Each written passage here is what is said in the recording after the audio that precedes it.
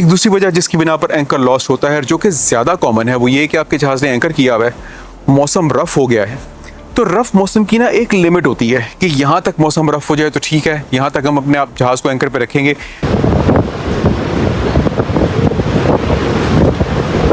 लेकिन इससे ज़्यादा अगर खुदा न खास्ता वेदर रफ़ हो जाए तो हम अपना एंकर फिर उठा लेंगे और फिर जहाज़ ड्रिफ्ट करता रहेगा पानी में, खुले पानियों में, और जहाज़ अपने इंजन की बिना पर चलता रहेगा। उस वेदर की वजह से जहाज़ के ऊपर जो फोर्सेस पड़ रही होती हैं, फिर जहाज़ को रोका तो एक ही चीज़ ने है, और वो है एंकर। वो सारी फोर्सेस फिर उस चेन के ऊपर ट्रांसफ़र होती हैं। आपकी ब्रेक फेल हो सकती है, और आपकी ब्रेक फेल हो तो बार भी समटाइम डिसलॉज हो जाती होती है, मैंने ये भी देखा है।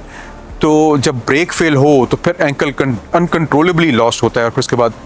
एंड तक तोड़ता हुआ जो है वो निकल जाता है। और खुदा न खास्ता इससे आपकी विंडलेस को, उसके गियर को, उसके टीथ को, और ऑफ कोर्स आपकी प्लेटिंग को, और खुदा न खास्ता कोई वहाँ पे इंसान खड़ा है तो उसको भी डैमेज हो सकता है। एक सर्टेन चीज़ जो हमने आज तक एस्टिमेट की भी ना, वो ये है कि 30 से 35 नॉट्स की विंड, यानी कि आप अंदाज़ा लगा लें तकरीबन 60 से 65 किलोमीटर फ़ी घंटा की रफ्तार से अगर हवा चले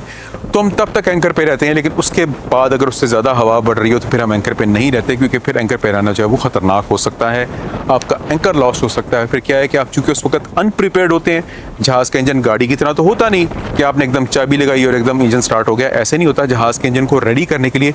कम से कम अगर हम मिनिमम भी अंदाज़ा लगाएं, अगर आपने अपने इंजन को 10 मिनट के नोटिस में भी रखा हुआ है तो वो 10 मिनट तो तकरीबन चाहिए।